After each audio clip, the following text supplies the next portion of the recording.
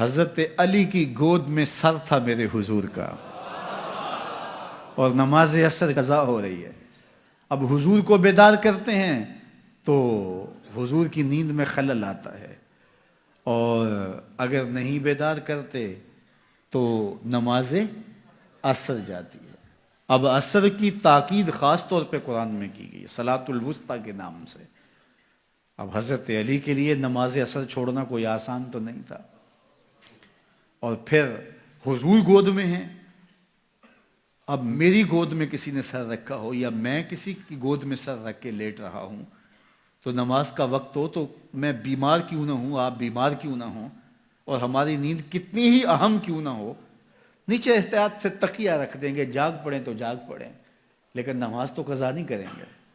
اب حضرت علی بھی تو یوں کر سکتے تھے، لیکن نہیں، حضور کی نیند مقدم ہے۔ کبھی سوچتے کہ کیا کروں، اللہ اکبر، لیکن فیصلہ کیا ہوا، نماز عصر چھوڑوں گا، نماز عشق چھوڑوں تو کیوں چھوڑوں، نماز عصر چھوڑوں گا، نماز عشق چھوڑوں تو کیوں چھوڑوں، وفا کے سلسلے کی یہ رسم توڑوں تو کیوں توڑوں، وفا کے سلسلے کی یہ رسم توڑوں تو۔ میرے بزرگ ایک شعر پڑھا کرتے تھے یہاں، نمازیں گھر قضا ہوں پھر ادا ہوں، نمازیں گھر قضا ہوں پھر ادا ہوں، نگاہوں کی قضائیں کب ادا ہوں۔ اب یہ سوچتے رہے، فیصلہ یہ کیا نماز عصر چھوڑ دوں گا، لیکن حضور کو بیدار نہیں کروں گا۔ لیکن دل میں تھا کہ نماز عصر جا رہی ہے، آنکھوں سے آنسو ٹپکے، رخسار نور پہ گرے، حضور بیدار ہوئے۔ کہا علی کیا ماجرا ہوا؟ کہا نماز عصر قضا ہو گئی۔ اللہ اکبر۔ کہا قضا پڑھو گے یا ادا پڑھو گے؟ عرض کی حضور قضا کیوں پڑھوں، ادا ہی پڑھوں گا۔ تو حضور کے ہاتھ اٹھ گئے، اٹھے ہوئے ہاتھوں کی رب نے لاج نبھائی۔ میرے امام بولے، اجابت کا صحرا عنایت کا جوڑا، دلہن بن کے نکلی دعائے محمد صلی اللہ، یار کہو نا صلی اللہ۔ اس نبی پہ درود پڑھنے کو جی کیوں نہیں چاہتا جس کی انگلی اٹھے تو چاند کے ٹکڑے ہوں، سورج پلٹ کے عصر کے وقت پہ آئے۔